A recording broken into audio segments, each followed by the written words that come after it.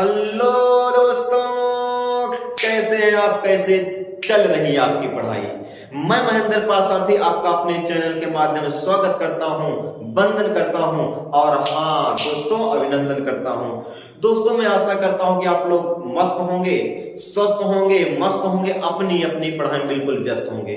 दोस्तों, आज super first class की एक बहुत इंपॉर्टेंट क्लास जो कि आपके बोर्ड पेपर में बहुत ही इंपॉर्टेंट, बोर्ड पेपर के लिए बहुत ही महत्वपूर्ण है, पीएन सनी डायोड को पढ़ाने के लिए आया हूं। तो आप सभी लोग एक रफ और एक पेन लेकर के हमारे साथ बैठ जाएं और एक पॉइंट टू पॉइंट नोट करते हुए एक आप नोट्स को कंप्लीट कर लें।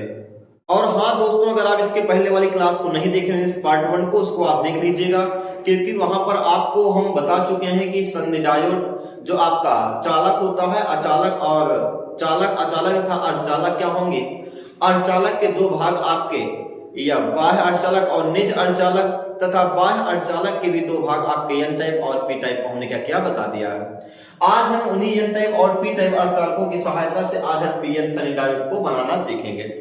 मेरे प्यारे, आप मेरे साथ जुड़े रहिएगा, ध्यान दीजिएगा पीएन सनी डायोड क्या होगा। सबसे पहले देखिएगा कि आपका जो पीएन क्षेत्र होता है, एन क्षेत्र मेरे प्यारे, हमने आपको बताया था कि इसमें क्या होते हैं, आपके इलेक्ट्रॉन होते हैं। क्या होते हैं? आपके मुक्त इलेक्ट्रॉन पाए जाएंगे।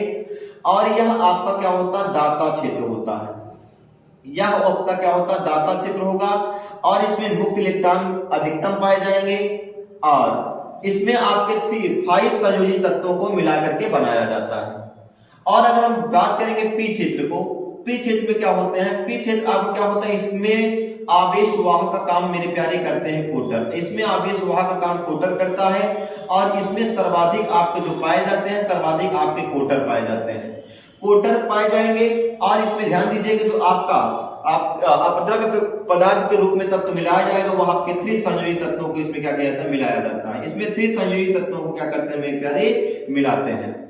इसके बाद एक बात और याद कर लीजिएगा, यह हमेशा क्या होगा, धनात्मक होगा। ये ग्राही के नाम से ना, क्योंकि यह इलेक्ट्रॉन को क्या करता है, ग्रहण कर लेता है, इसलिए आपका ग्राही होगा। और ये क्या होगा मेरे प्यारे, आपके दाता के नाम से जाने जाएंगे। लेकिन आपको बात ये करना है, इन्हीं एन टाइप और पी टाइप अर्धचालकों को मिलाकर के हमें क्या बनाना है, एक अर्धचालक बनाना है मुझे।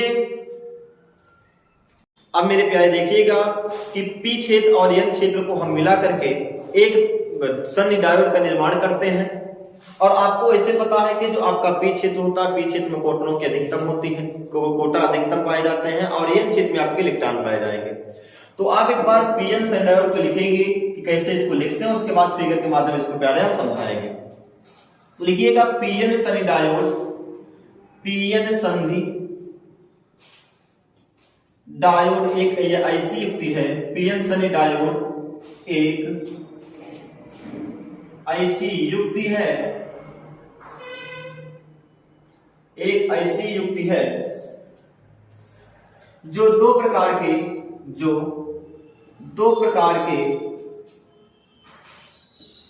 बाह्य अर्धचालकों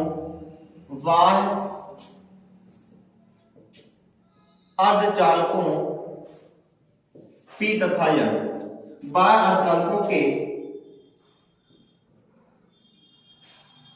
से बना होता है, जिसके पी क्षेत्र में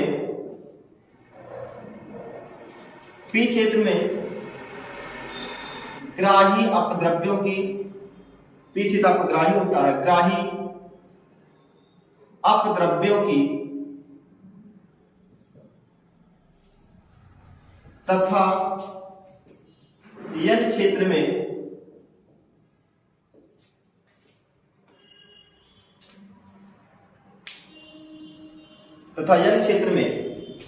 दाता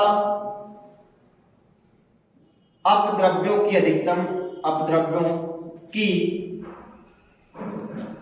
अधिकता होती है। अब यहां पर मेरे प्यारे समझिएगा, जो आपका ग्राही होगा, ग्राही को हम कोटर के नाम से भी जानेंगे। और यहां पर जो आपका दाता अपद्रव्य है, ये दाता अपद्रव्य आपके इलेक्ट्रॉन के रूप में पाए जाएंगे। दाता अपद्रव्यों की संख्या क्या होती है, अधिक होती है।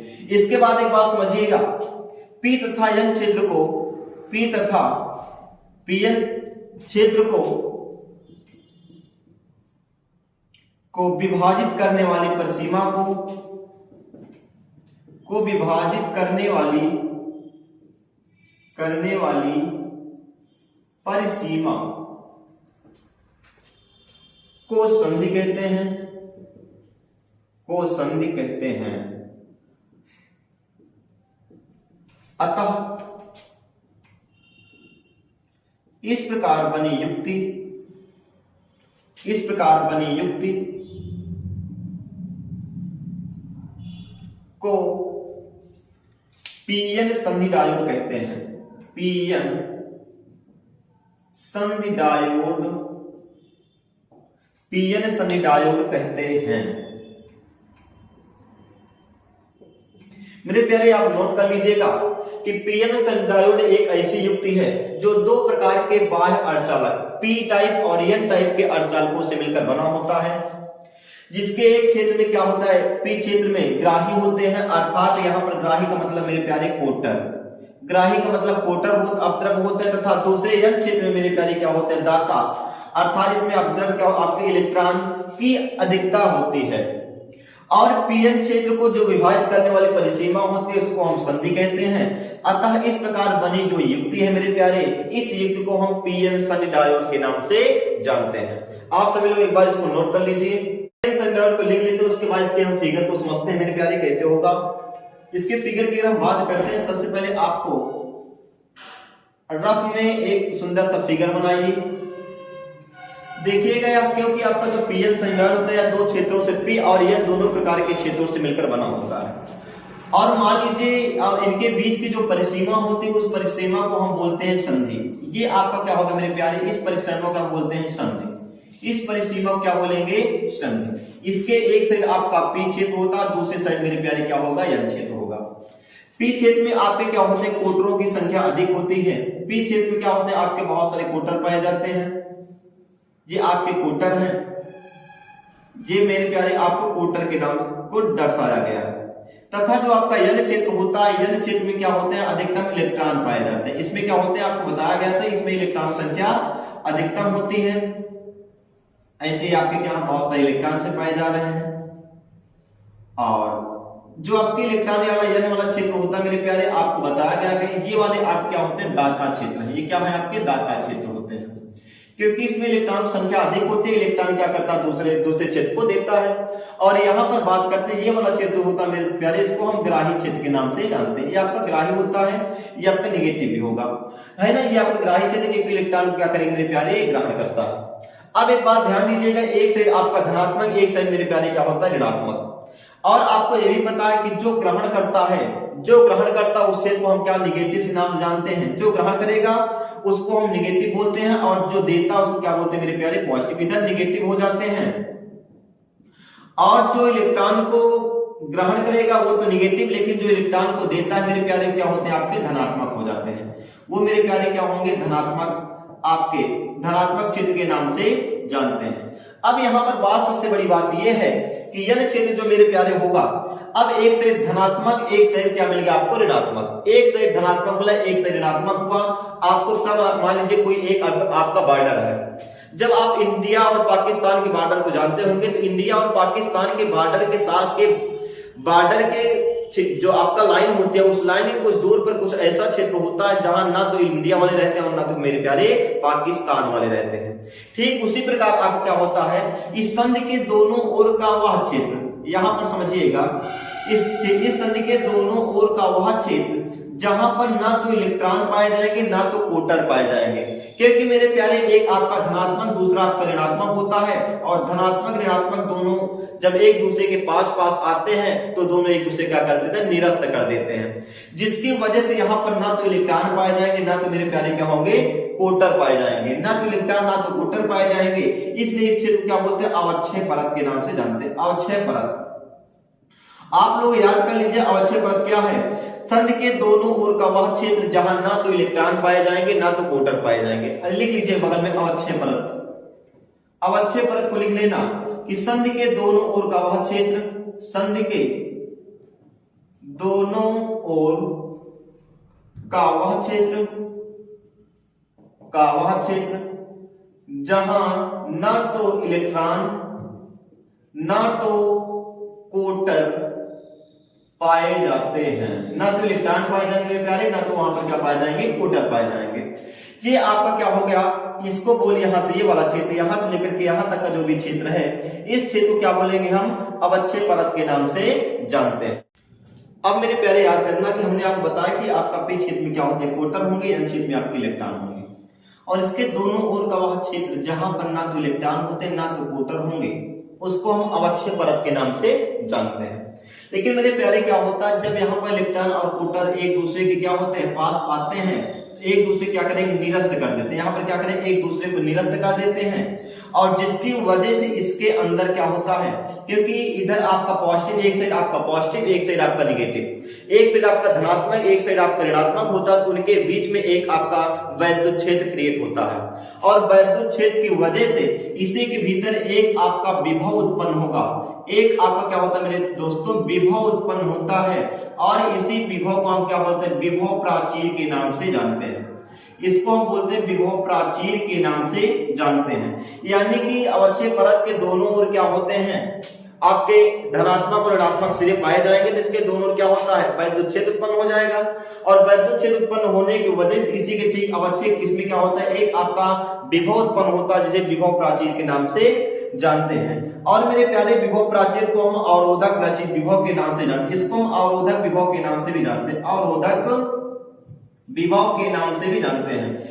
जी अवरोधक विभव क्या करते हैं कि जो आपका इलेक्ट्रॉन एन क्षेत्र से पी क्षेत्र और पी क्षेत्र से एन क्षेत्र में आपस में क्या होते हैं, विसरण कर रहे थे, इनके और इसको क्या कहते हैं, रोक देते हैं, इसको जाने से रोक देगा, अर्थात ये विभव एक प्राचीर यानी कि बहुत प्राचीर विभव, प्राचीर दीवार होता है ना, उसकी भांति कार्य करता है। इसमें ना तो इलेक्ट्रॉन कोटर की ओर आने देता है, ना कोटर को इलेक्ट्रॉन की ओर जाने देता है, यही क्या कहलाता है, आपका विभव प्राचीर कहलाता है। लेकिन अगर हम यहाँ पर बात करें जो अवक्षय परत होता है, अवक्षय परत की चौड़ाई मेरे दोस्तों कितना होता है, 10 की पावर -6 मीटर कोटि का होता है। अवक्षय परत की जो चौड़ाई होगी वह होगी 10 की पावर -6 मीटर कोटि का होता है।